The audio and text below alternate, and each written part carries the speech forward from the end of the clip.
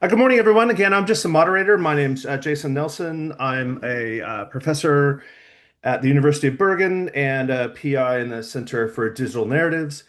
This is a Leonardo laser talk, our third in this particular series. We will have more, but we're excited to present this one largely because the participants are internationally renowned and doing very exciting things in in this kind of space that we'll be discussing. So that is, personally, I'm actually super excited by this.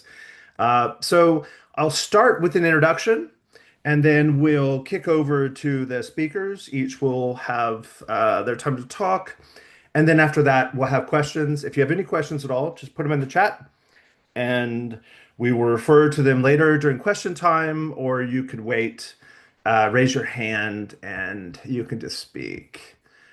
Do me one favor. If you're not speaking, go ahead and turn your camera off. The last time we had this, it sounded like there was like someone who was doing construction or something in the background. It was quite weird, actually, but it was kind of interesting. You could sort of hear them building something. So keep But your microphones Jason, off. but maybe you meant more microphone than camera. Oh, Oh, right. That is a good point, actually. I did. I've got baby brain. Yeah. worries. And so do you, Robert. So does Alinta. We all have baby brain. All right. So let me do the introductions. So again, welcome.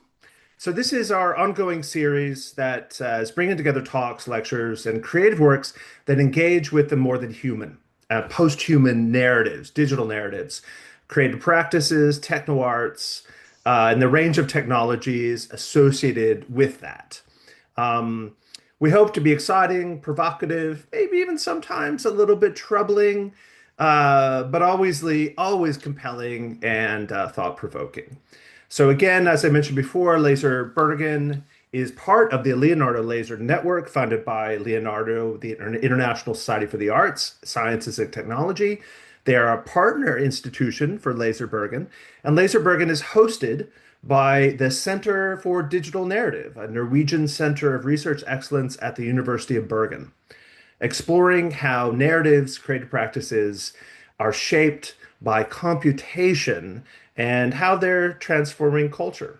Again, I'm Jason Nelson, a professor here and your moderator for the day. We're excited to be having a lineup of speakers today. I'll briefly talk now and then I'll introduce them. So we have an ecological scientist, Dr. Robert John Lewis from the Norwegian Institute of Nature Research.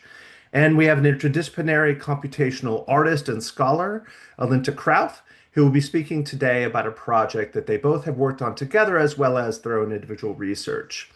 And again, we'll have question time at the end. So we're excited about that. So to briefly introduce both of the speakers, first we'll hear from Robert Lewis. So Robert is an ecologist, ecoinformatics researcher at the Norwegian Institute for Nature Research, also known as NINA here in Norway.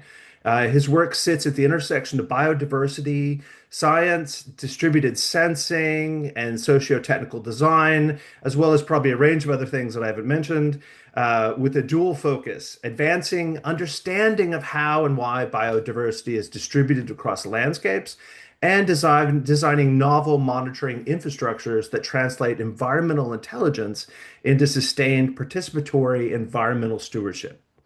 His current work spans Norwegian forest sensor deployments, exploring how emerging technologies might democratize monitoring and sustain stewardship at scale. Alongside technical innovation, he's increasingly attentive to epistemological plurality, the idea that biodiversity knowledge is produced through multiple situated ways of knowing, with an aim to make environmental intelligence more legible, emotionally resonant, and actionable, while fostering a reconnection with the natural world. And then after Robert, we will hear from Alinta Krauth. Alinta is an Australian new media artist whose practice moves from interactive art and sound, digital literature, and digitally connected spaces. Her work often looks at topics related to interspecies entanglements, including the creation of bespoke interactive devices that respond to forms of more than human agency. Alinta's drive comes from her personal connections to the environment in which she has lived, causing an interest in speculative design for narrativizing climate, extreme weather events, and human wildlife coexistence in spaces of post environmental crisis. She was a Leonardo ASU Imagination Fellow for 2023, 2024. She has recently been shortlisted for the Ars Electronica Starch Prize from the European Commission and was recently the first Australian artist to partner with OpenAI to explore creative uses of new generative technologies. And she's also an affiliate researcher at the Center of Digital Narrative. So we're super excited to have both of them here for Laser Bergen, talking about a project in which both voices have contributed. So without further ado, I will hand it over to our speakers. Again, we will start with Robert. So Robert, whenever you're ready, go ahead. Thanks, Jason, and thanks for that introduction. I don't think I've ever been introduced in a way so more encompassing and as accurate as that. So thank you for that. Just going to now share my screen and get things going. And you should let me know if you see everything that you should. Looks good. Yeah, are we good, Alinta? Yeah. Jason, good. Okay. And then I'll just minimize this here. Okay, so then I'll begin. So I've been asked to communicate my work on forest microclimates, which is where this overlap with Alinta has formed. But in doing so, I see there was a huge value actually in just sharing with you a journey. So like telling my own sort of narrative here, my own story. And it's one that has begun with a scientific problem in biodiversity modeling, and then one that transcends towards moving for recognizing the need that we need better ecological data. But one that actually ends in a much broader question, and that is how might data not only help us understand ecological change, but help us relate differently to the living world. So to set the scene, I like to use this figure quite often in my talks. It's from a landmark study in 2020 by Leclerc and colleagues in the journal Nature. And what it depicts are three different trajectories of biodiversity. The grey line illustrating continued biodiversity decline at a rate at which we're experiencing today.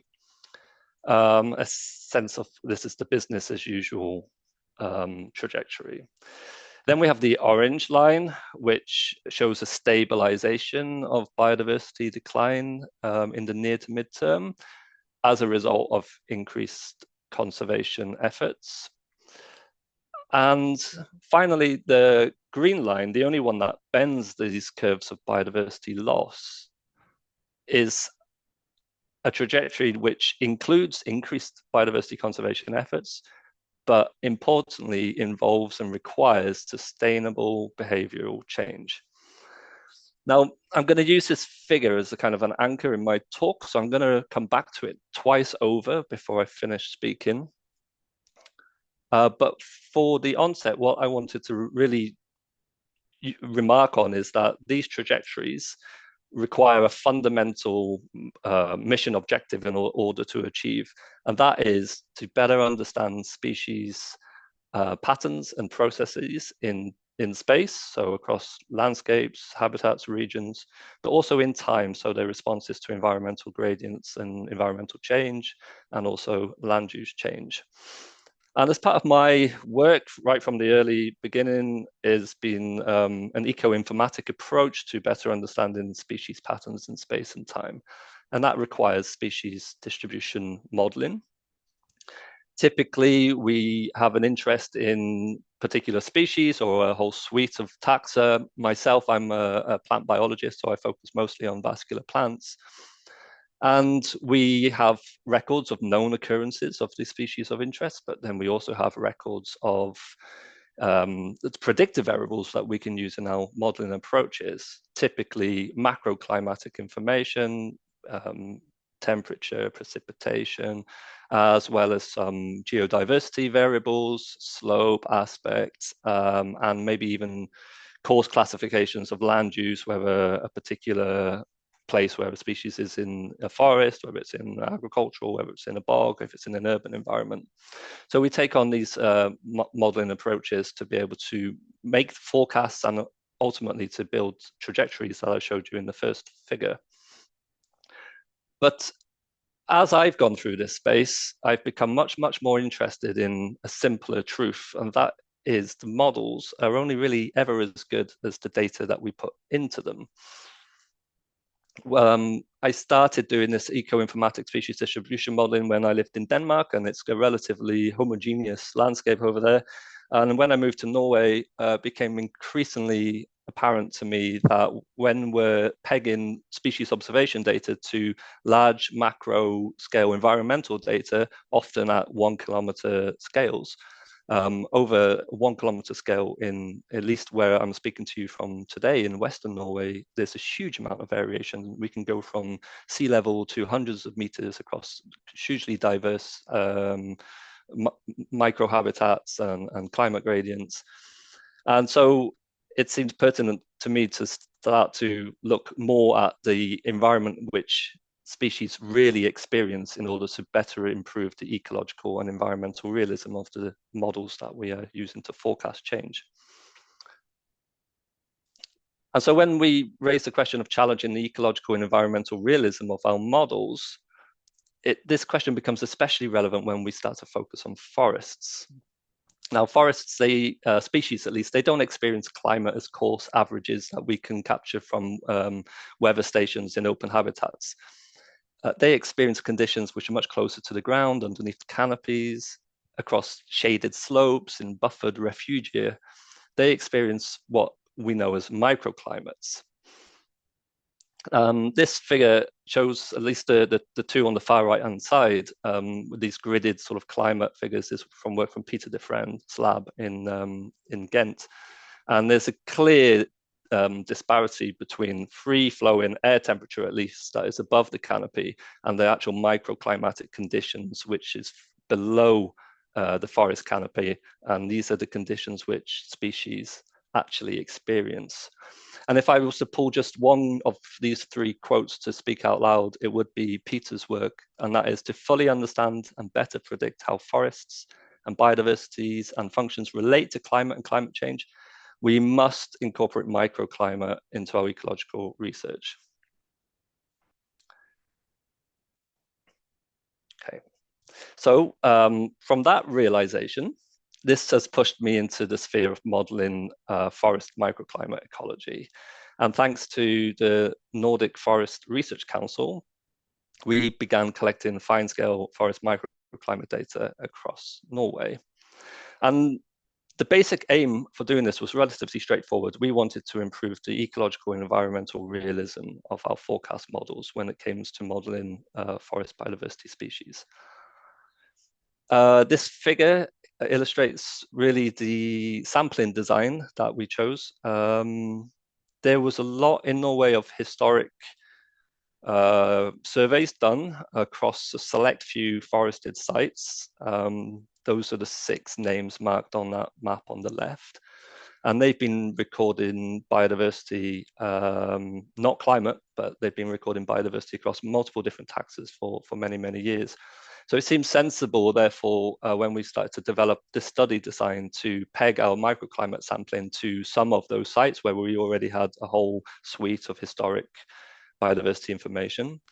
And those sites already had like a gridded sampling design, which is what the figure in the middle illustrates.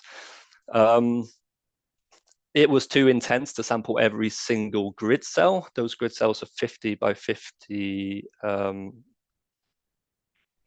What are they? No, sorry, they are 500 by 500 meters. And so sampling each one, I think there's more than 150 per site, was too intense. But so we randomly selected a subsample. And then within that subsample, we selected a 2 by 2 meter quadrat in the center. And within that quadrat, we collected more biodiversity information recording vascular plants. But this is also where we placed our environmental sensors. So the figure on the far right illustrates that we had an environmental sensor in the tree and actually one in the ground. But to illustrate that more cleanly, this is what the sensors look like. You can see from this figure, at least on the far right, this is a sensor which is attached to the tree, typically between 1 and 1.5 meters in height, depending on the slope and also the expected snow depth for that forest. And this sensor records free-flowing air temperature and nothing else. Whereas the sensor you see illustrated on the left, this is slightly more complex, and this is the one that we insert into the ground. And this sensor captures temperature, but captures temperature at 3 different locations across its vertical gradient. It captures temperature of the soil, just above the soil, so in the herb layer, and also 15 centimeters also where some semi-free flowing air temperature may be present within the vegetation layer.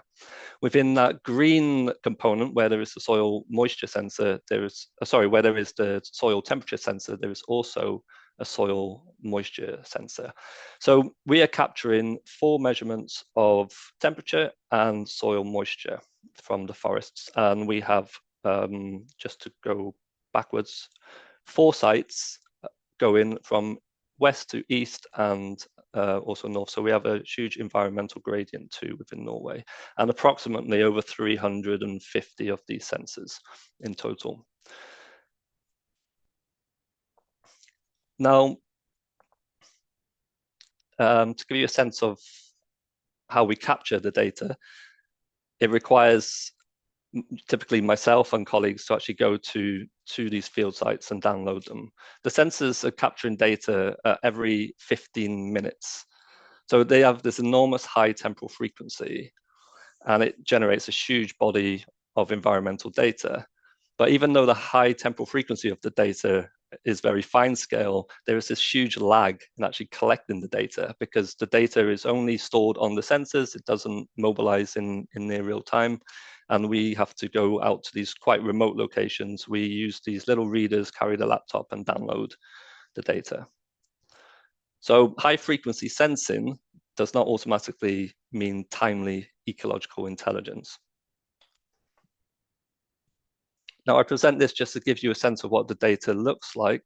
The blue lines on the far right are from just a single temperature sensors that we put in the tree.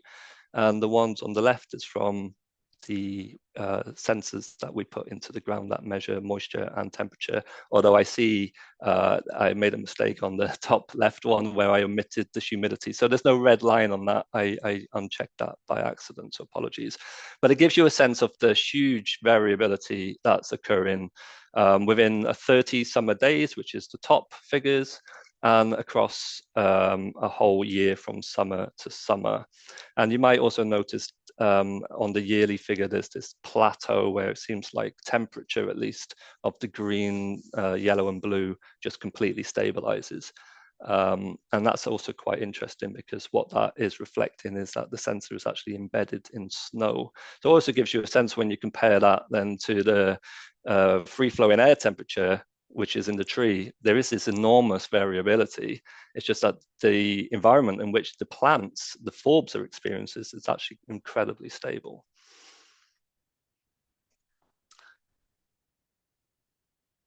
Okay. So I mentioned that I would return to this figure as an anchor slide throughout this presentation.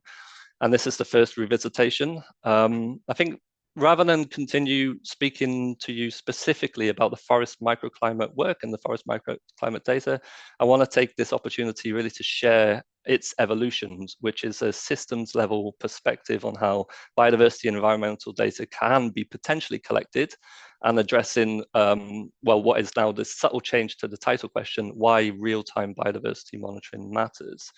So I hope I've given the impression that while we have this high temporal variability in this data through these microclimate sensors, there is this lag.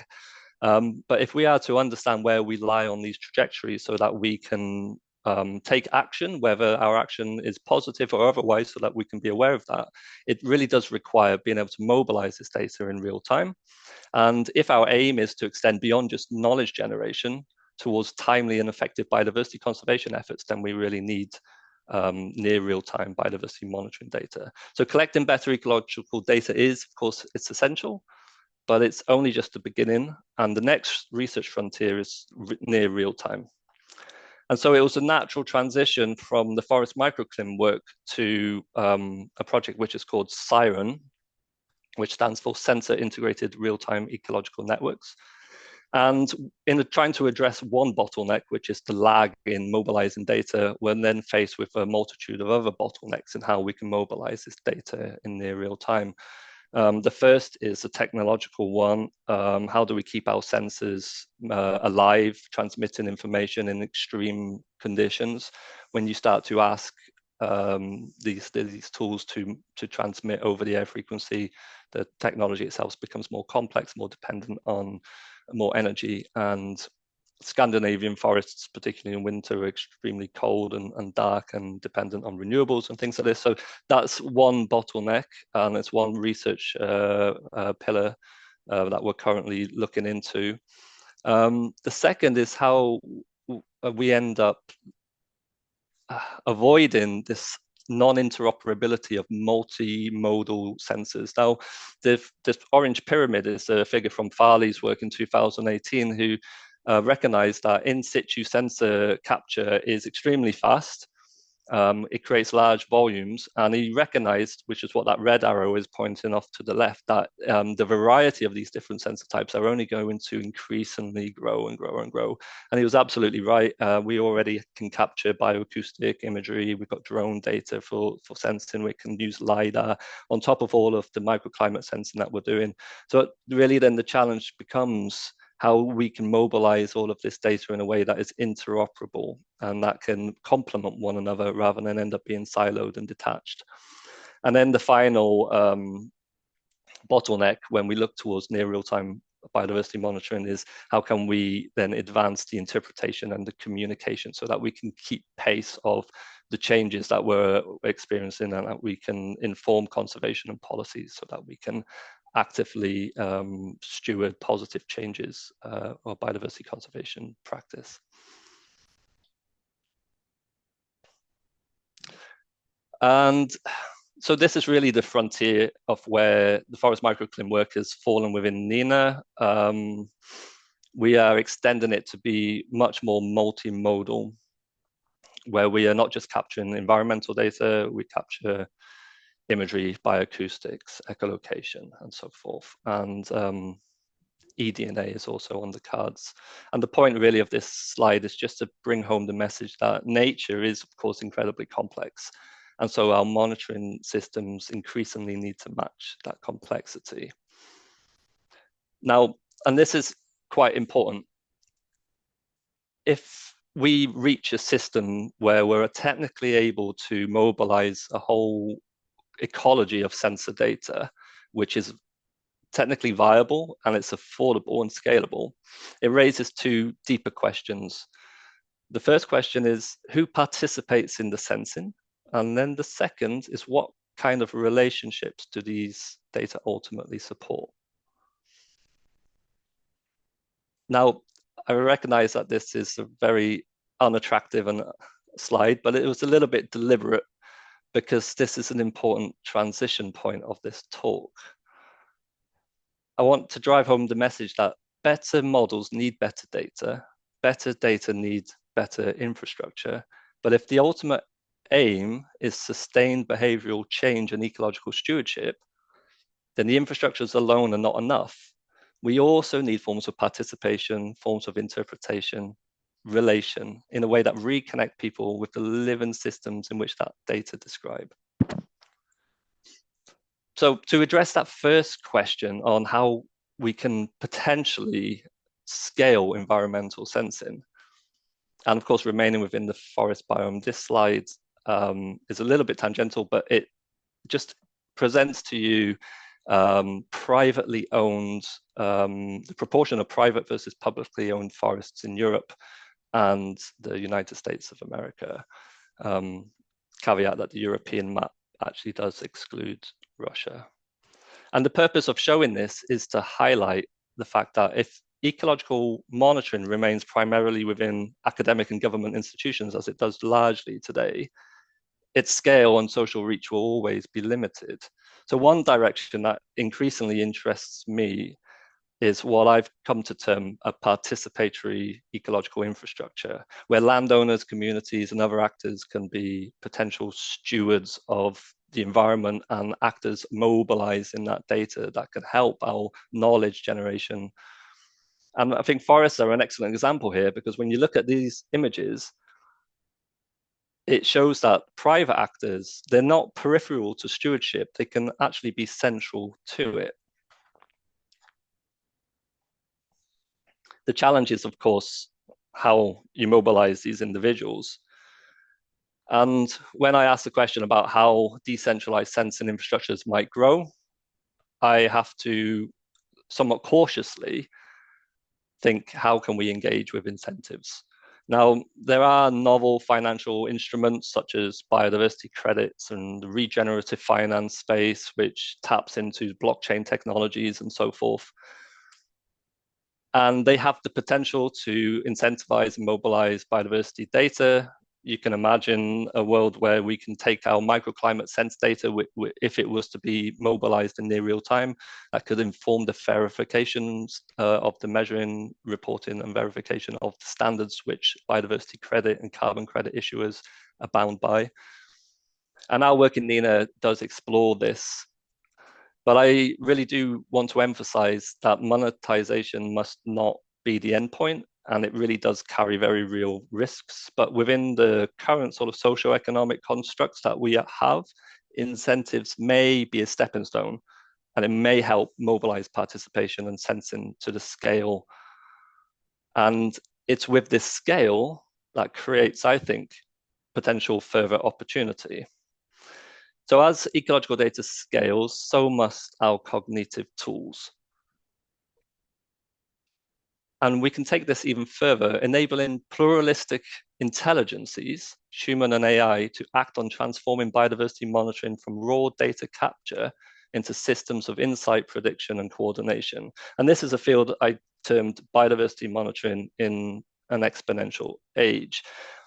Now, I could, and I have in previous talks gone into more depth about how this can be materialized. And I think, absent of like the collaboration at the interface of ecological science, humanities, and art, I've given talks in the past where this is essentially where we would conclude better models need better data need better infrastructure.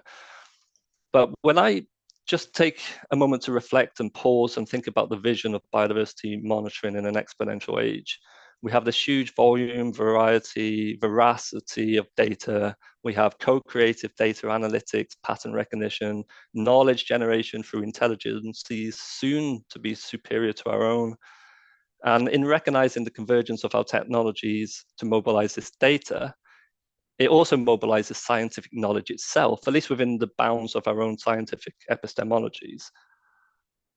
And so the knowledge and the data fall on this exponential curve.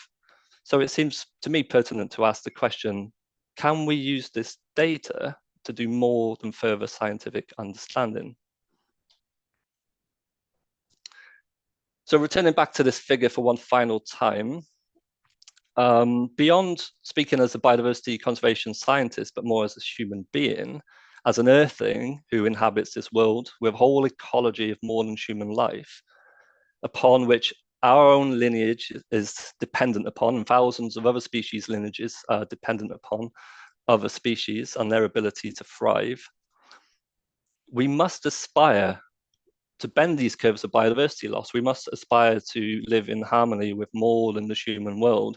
This is this top green corner of this figure. This is the carrot, so to speak. And so far, what I've described in this talk is the stick in how we think we might be able to reach that. But it only really gets us so far, what I've talked about. And I think at best, mobilizing data in near real time, increasing our knowledge to better understand patterns and processes of species distributions, we're only really addressing this increased conservation effort. It's still quite reactive rather than deterministic. And so to bend the curve, what we require is not only knowledge generation, but we need this sustained human reconnection and kinship. In other words, I've got to the point, I feel, where science can only get us so far.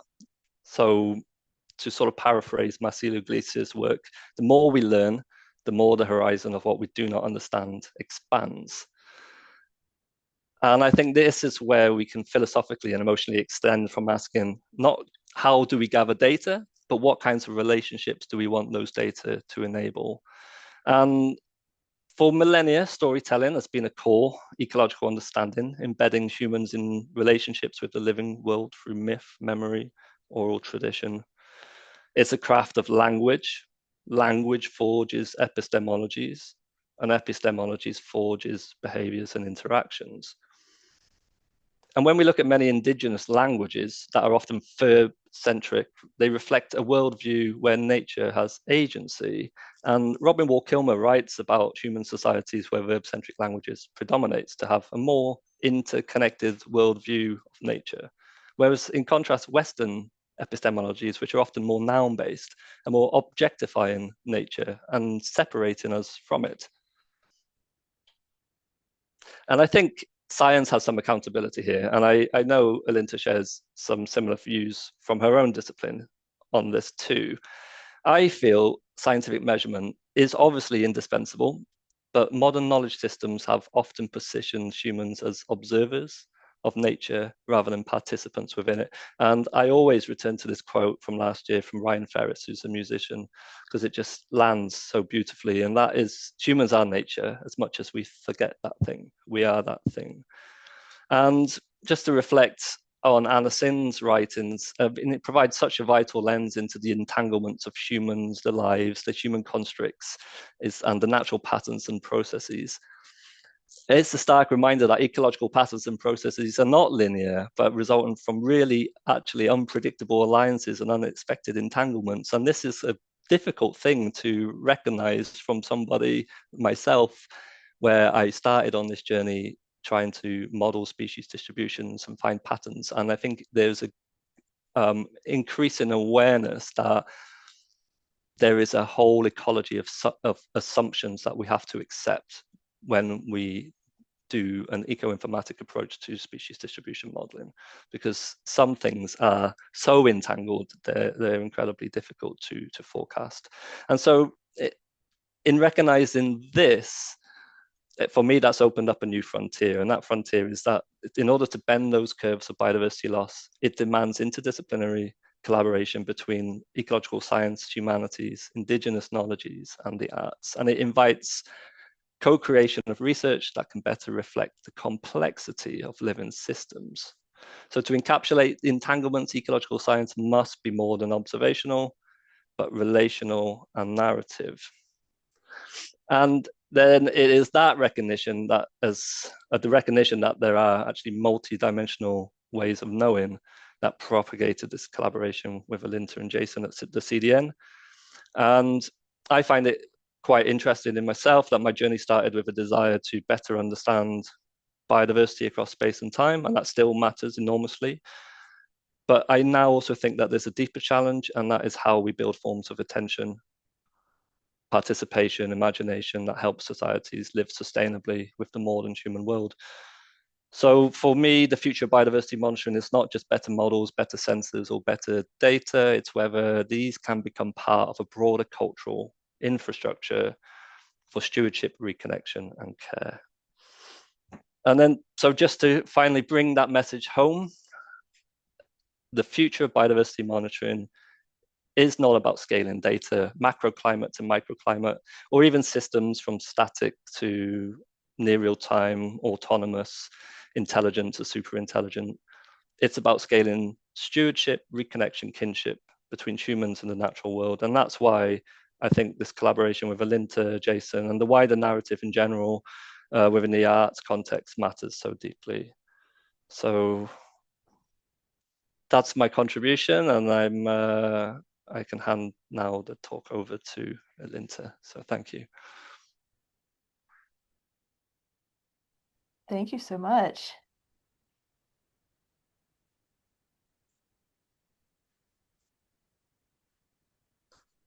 So I might just quickly share my screen. Hi, everybody.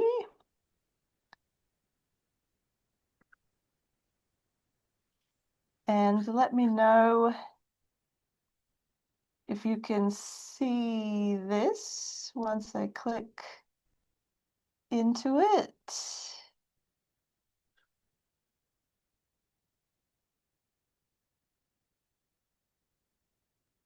Perfect. Cool. Hi. So thank you so much, Robert. So I was invited by Robert to spend 5 months considering how his forest microclimate data from those sensors that you saw in his slides might be perceived beyond scientific context, as he was mentioning at the end there, and what forms of experimentation and inventiveness may emerge when a practitioner is granted access to both raw microclimate data sets, but also more broadly access to such an important initiative aimed at redesigning how forest microclimates are recorded. So today I want to introduce you to some of the artworks that emerged from this. There was no one central question that could possibly cover all of the artworks that we ultimately produced.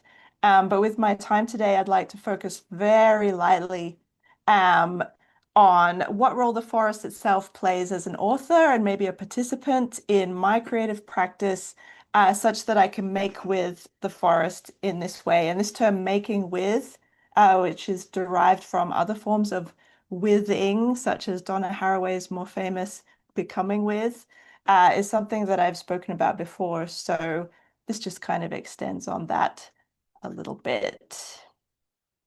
So a brief history about me in the context of this project. So my practice sits within this broader field of sci art, or more specifically techno art, that engages with scientific concepts, particularly from the natural sciences. So as Jason was saying at the beginning, this orientation was shaped by my upbringing in remote Australia, where living alongside wildlife was really a foundational part of my everyday life as a child. And throughout my career, I've often worked alongside ecologists, such as at the Ecosciences Precinct in Queensland, Australia, in order to be inspired by their methodologies or to work towards a shared goal together. Later in my life, my PhD drew links between interactive art and animal-computer interaction design. So many of my works over the past 7 years have been objects that double as forms of interactive animal enrichment for animals in care scenarios. And alongside this, I volunteered for a long time as a wildlife carer, working predominantly with injured flying foxes. So I've worked alongside the natural sciences, but also in this more hands-on care-based realm of wildlife care, as you might call it, an active interspecies service. Even more recently, I've been interested in the creation of small purpose-built non-human language translation models. So using machine learning as essentially speech-to-text style models to create devices that can recognize the vocalizations of other species. And then going through the crazy semiotic process of considering other ways of translation or interpretation of that animal communication data into something more human legible. So of course, I'm not the only one working in this space. You have Project SETI, you have the Earth Species Project that I'm tangentially involved with, you have the Interspecies Internet, you have theolinguists and biosemioticians and zoo semioticians. But these questions of how we use technologies to interpret the signals of other species in ways that may lead to greater understanding, maybe even empathy, is, I think, precisely the question that led Robert and I to converge on this project. So I want to describe the series of artworks that came from this project. We produced 7 artworks from this partnership overall, and then we showcased them in an exhibition called the Intimate Atmospheres exhibition. So some of those works were by me and others were by Jason Nelson, who's your host today. But rather than focusing on one single outcome, we adopted this deliberately expansive approach by asking how the same topic might be diffracted through multiple forms. So this included interactive installation, sound art, digital games, and digital literature. We also see these as pilot projects, right? In that they're small examples made in a 5-month window that we hope will lead to bigger future endeavors down the track. So I'd like to hone in on 3 examples of what emerged. So one of those works was called Moist Thoughts. So this is an installation that draws from the data set of just one location in the Sigdal forest from the many available through Robert sensors. So through which it connects the human body directly to the soil's moisture readings, just the moisture reading. So I'm using a touch controller that's custom. It's currently made out of found objects, but the moisture of a visitor's skin becomes a data set controlling an on-screen pulsing mandala. And this is paired next to a mandala being controlled by the actual forest moisture reading. Now, this can run live if available, or it can use the preset data from previous years of the project. So together, the human and the forest soil share a type of language, a language of moisture, of how water affects our bodies in different ways. I use galvanic skin response technology to allow the controller to pick up human skin conductivity, and galvanic skin response is affected by the amount of moisture available in the skin. This is why it's often referred to as emotion biofeedback, under the assumption that the amount of sweat that you produce is connected to how you're feeling at the time. So this is not an exact science by any means. This is essentially the tech inside what you might have heard of as a lie detector test. But metaphorically, it allows us to develop moisture and moisture affectation as a shared state of being, one that may help us to better recognize similarities that we share with non-human actors like soil. Soil might not be the first thing we typically see as being akin to our bodies, right? But in this one way, we share this type of responsiveness to the environment around us. So there's no end goal to the interaction within Moist Thoughts, but you can attempt to use your own emotional reactions to try to emulate or become more in sync with the forest's moisture profile. This is visually represented by the 2 mandalas that are pulsating at the same size and speed. We also realized in testing that you can use your breathing to do this as well. So breathing affects your relaxation levels and the amount of oxygen available to your body. So big, deep breaths could actually be seen visually on our display. So something participants found themselves doing was breathing with the forest as well. So virtually wiring a body into a forest through biofeedback brings with it, I suppose, a hope to build a material form of kinship that's long distance, a long distance contact zone where the skin and the soil can virtually meet each other. And via this system, the body shifts in conductivity, stops being private, and becomes a type of weather in itself, a damp, changeable surface on the skin. Coming from a different direction, this work is called A Living System, and it asks us to view the consequences of our own touch upon the environment by making those consequences quickly experiential. So this is a gamified touchscreen interactive work, which allows visitors to manipulate temperature and moisture readings by raising or lowering the air and soil conditions and immediately seeing the consequences of climatic change unfold. So this work initially used the highest and lowest points in the readings across all of Robert's locations as the output that it would display. However, you can see that there are ways in which I've extremified these visual stories in order to make the differences clear. So microclimatic changes, as I've found out through this project, don't necessarily speak out to the true potential future of what climate change could look like on this area of the world, at least for me. So this sort of science fiction element shows what could happen to the forest if the temperature or moisture moved in extreme ways. And this element of storytelling is based on scientific prediction for this area of the world, such as certain increase in certain invasive species and decline in certain native species. But by sort of compressing that timescale of change, the story is perhaps more obvious to the senses, and the forest's stability is shown as a relatively narrow band of habitability for some species. So, and there it is on a phone. You can have it on any sort of device. And let me just quickly mention this one as well. This is Resonant Climates, originally conceived as a sound-only work. Of course, you can't hear it in the video, but it is a sound artwork. It draws on raw temperature and moisture data collected, again, from a single tree in the Sigdal forest over 2 years, and treating that changing temperature and moisture around the tree as a musical score. So that seasonal drift and small daily variations become explorable through the ears. So these measurements were translated directly into a tonal scale, so ranging between 400 and 5,000 hertz, which is well within the human hearing range and also not too sort of annoying sounding.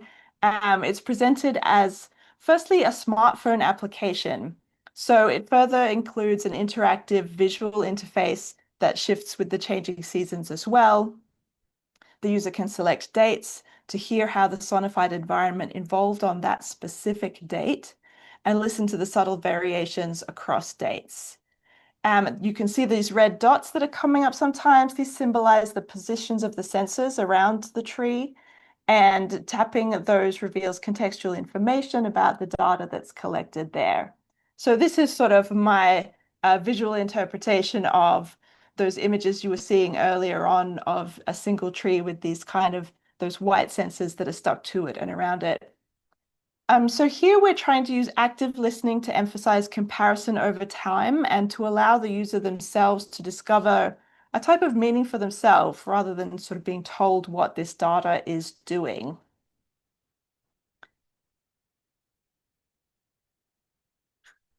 I'm showing a lot of videos here, I'm sorry. So across these 3 and all 7 of the artworks, and I'm sorry that there's not really enough time to mention all of them, but one thing we had to consider is how choices, you might call them authorship choices or creative choices, are distributed through these entangled agencies of artists, scientists, forest, climate, specific trees, specific plots of dirt, and the computational systems that all come together to shape these works. So we already sort of know that data-driven interactive artworks tend to cede an amount of authorial agency to that data itself. So this causes the artist to be perhaps ever so slightly displaced or once removed, where we're instead designing a system of rules around how an artwork will function, rather than always having the final word on what that aesthetic produces. And Joanna Drucker talks about this as well, about how data has agency and how it can exert a type of authorial force by deciding what becomes visible and what paths get to be enabled through the artwork.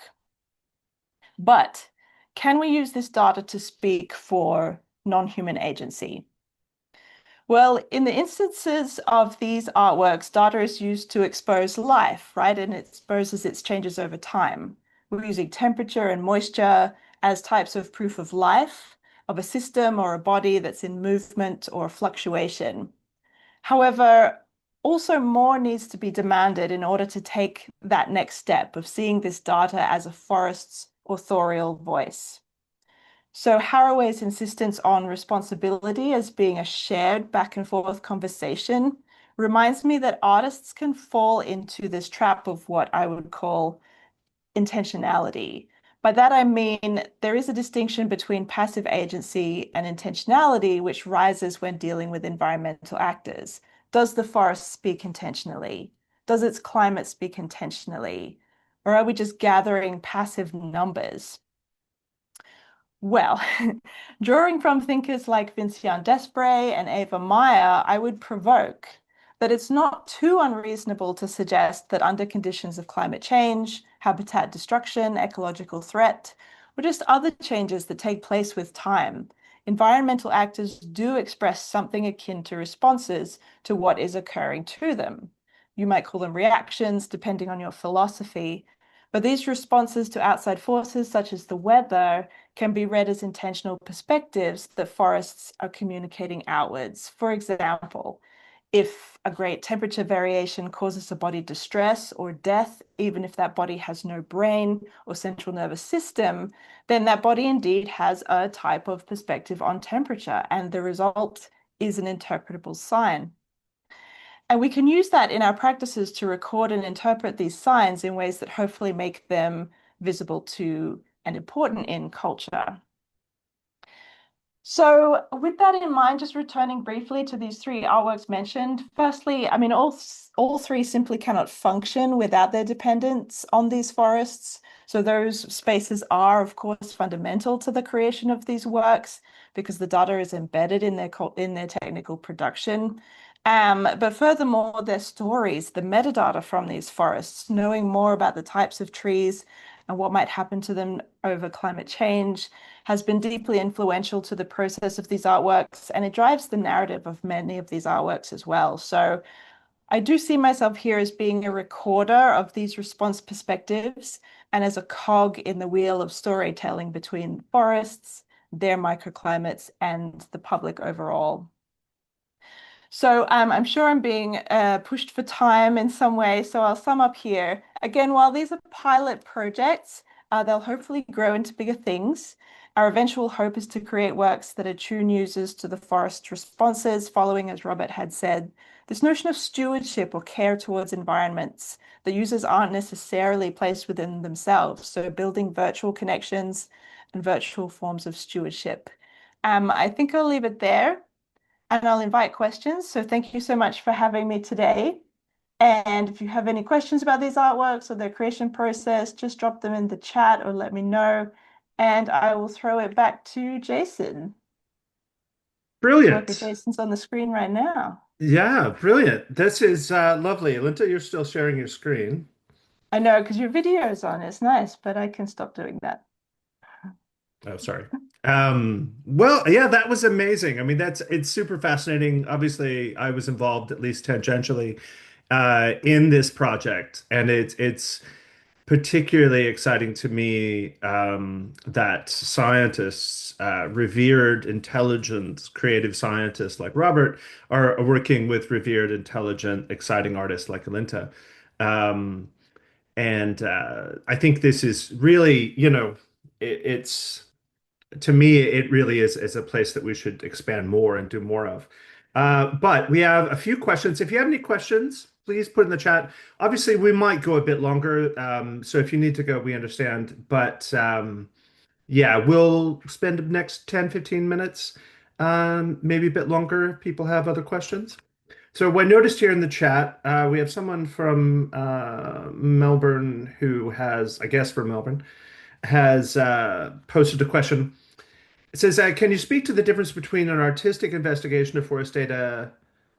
Oh, okay. I think what they might mean is sort of speaking to the artistic investigation of like sort of looking at data visualization versus artistic investigation. Is that true? Okay. Yeah. Yeah, I mean, we can jump in and talk a little bit about that. I mean, I actually don't come from a background myself of pure data visualization. So I'm probably not the best person to speak about data visualization.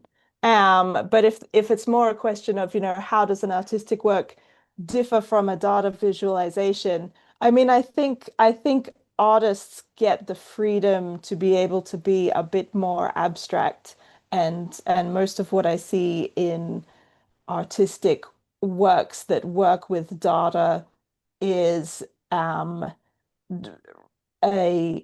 purposeful reliance on the technology itself to try and do something abstract or surreal that doesn't necessarily communicate perfectly what that data is actually doing or saying. Instead, it's about saying, let's put this data into a system and just see what comes out. So I think that's what a lot of artistic styles of data art probably are.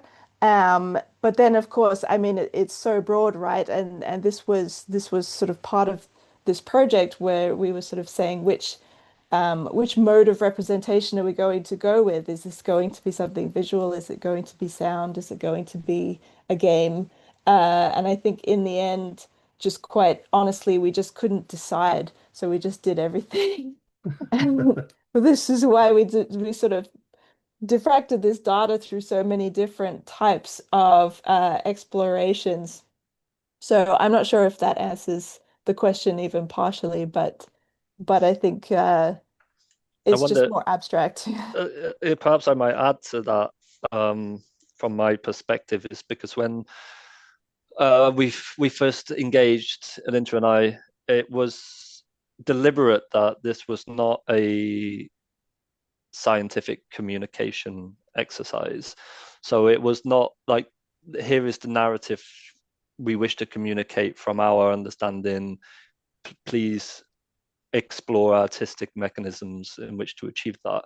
It was very much more, here is, I want art to be its own form of inquiry, and please explore your own form of understanding and knowing from the data in a way that can engage wider society in a way that generally science and our communication mediums fail.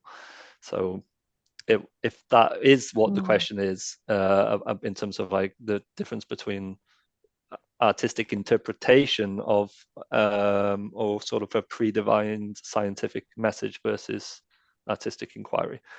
I hope you agree with that, Alinta. When we approached it, I was very much like hands off and did not communicate with you any of the core narratives which have come from this data.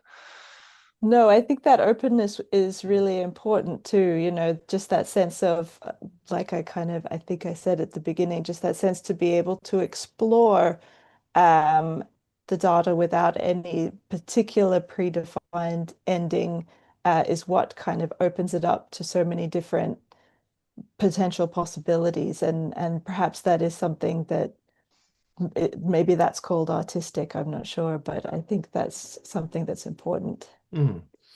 We also have another question here from award-winning digital artist Vigar Fotland.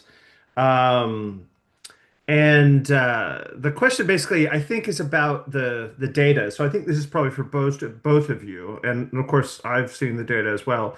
Um, if it's this giant data set to analyze, how do you do that? Like what do you pick? Robert, so when you hand over this kind of data, what were you thinking about? What kind of data did you imagine you wanted used? And Alinta, what did you end up using, and how do you kind of make that choice? What are some of the challenges around that? Does that sound good, Yeah, Vigard? We'll assume Vigard said yes. yeah, yeah. Yeah, I mean this when the data was handed over to me, it was a very, very big file just in real terms.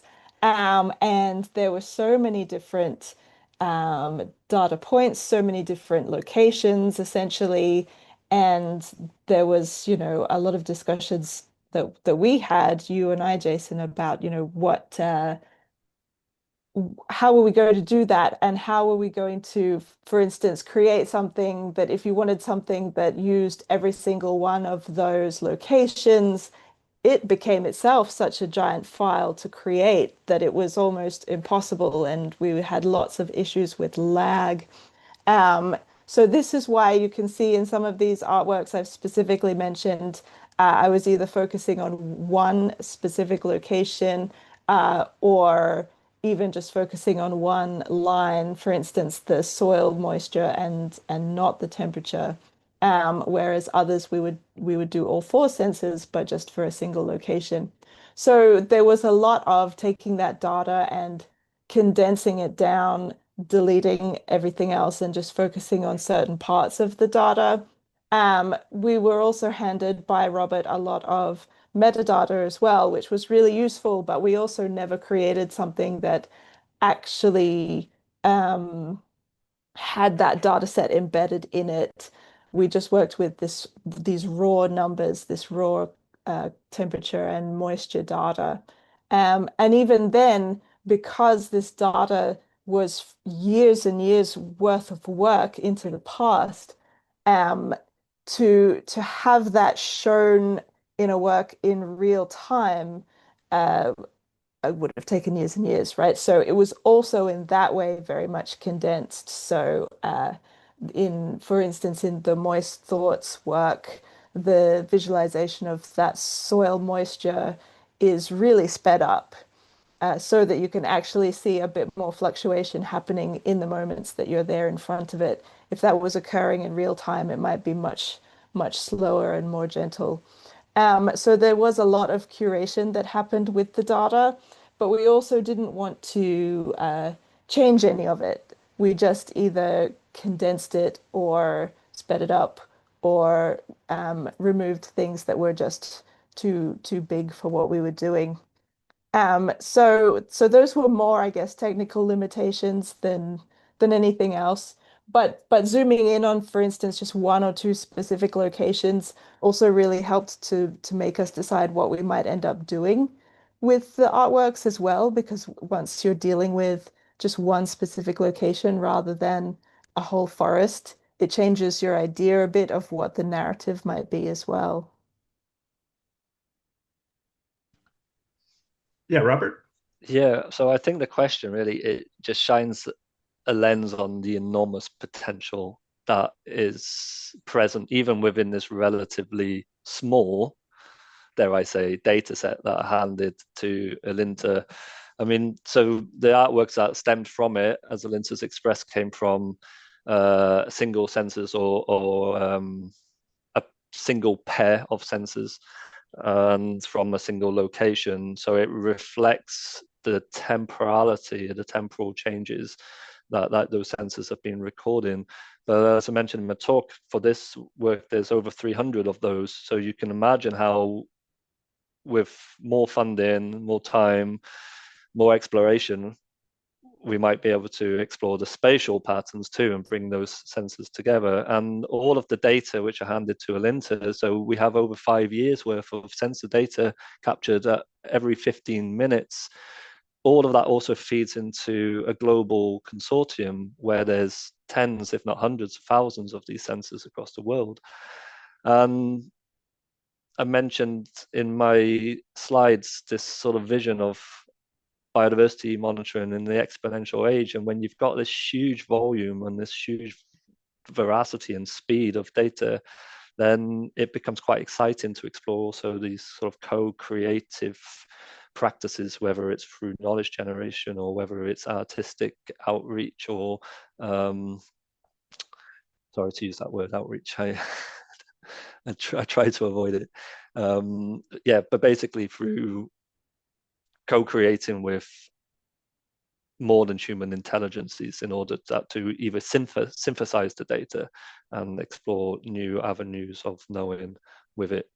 So just as Alinta's expressed, a single sensor over 3 to 5 years, I think is what you received from me, has already created such a wealth of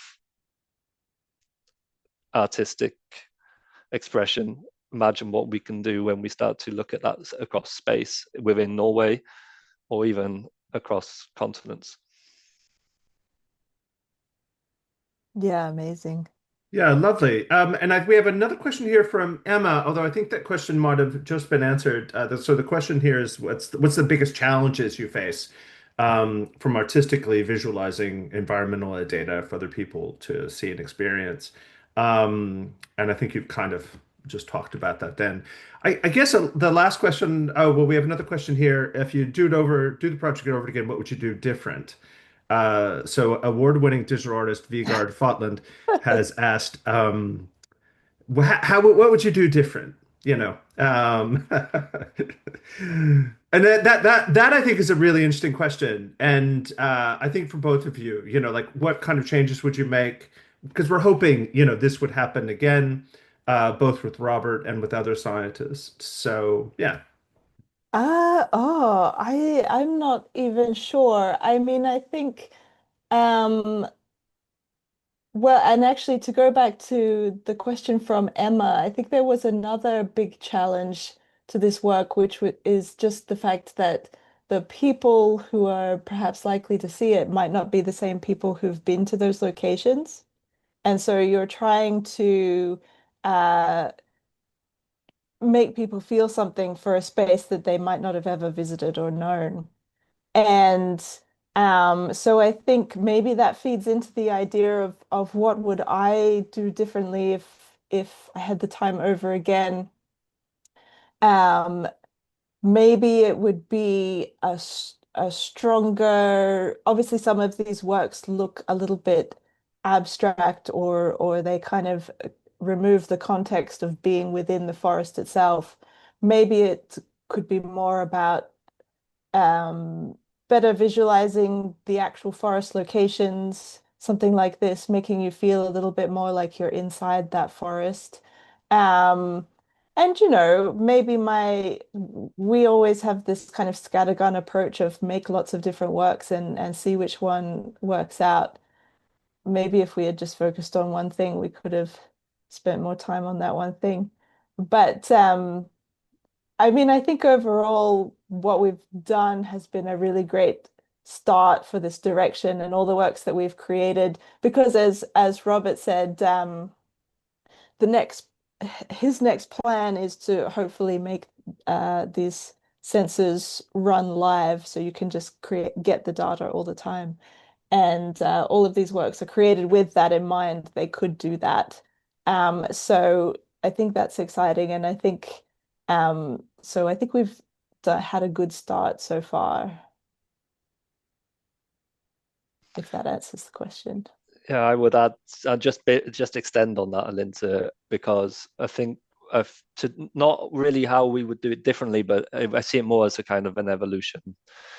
Mm. And I would like to draw even more heavily on raising this thought-provoking questions about agency. And I think this first installation that you showed was beautifully addressed this, where participants could start to challenge or see like a clear connection between human agency and the agency of the soil or the forest. So I think I'd love to see that as a stronger theme. But also, I mean, I'd also love to see an installation in the forest, because then it brings the participants into the nature, and perhaps like somewhere in between that might just be a mobile installation where perhaps we can bring it more to more people, where they can get a broader sense of what it feels like to be immersed in a forest, even if it's a simulation. But ultimately, the idea of that we could take an installation and have it inside the forest and bring people to it. I think would be a really valuable experience where we start to engage society more and more, not just with with our interpretations of the data, but actually getting them back into nature and seeing that they are part of that. Yeah, I totally agree with that too. The idea of, because what we've been doing so far has been such a virtual connection, but having a more place-based connection, I think would be really nice and helpful for people as well. Looks like we have a good topic for a new grant, and it would you would require both technological innovation and artistic innovation as well as so thinking about the sort of scientific and data innovation. All right. Well, there's no more questions. I just want to thank everyone for attending. Again, this recording will be processed and we'll put it up online, both through our own networks, but also through the Leonardo network. One of the great things about these talks is that these videos are archived and they will live on as an important contribution to these conversations. So again, I want to thank Robert Lewis, for your time, and it's been wonderful working with you, Robert, and we're looking forward to continuing to work with you. Yeah, likewise, Um, it's been a pleasure, and thanks for the invitation to speak today. Yeah, no, it's really, really good. And it's fascinating to me, actually. I've learned, yeah, having worked with you both, I've actually learned a lot just in this conversation. And of course, Alinta Krauth, thank you so much for being here, for helping organize these talks. Again, we will have future talks, but those will be announced later. But for now, thank you for everyone attending, and we will see you later. Thank you. Thank you so much. Thanks, Jason. Thank you. Yep. Bye, everybody.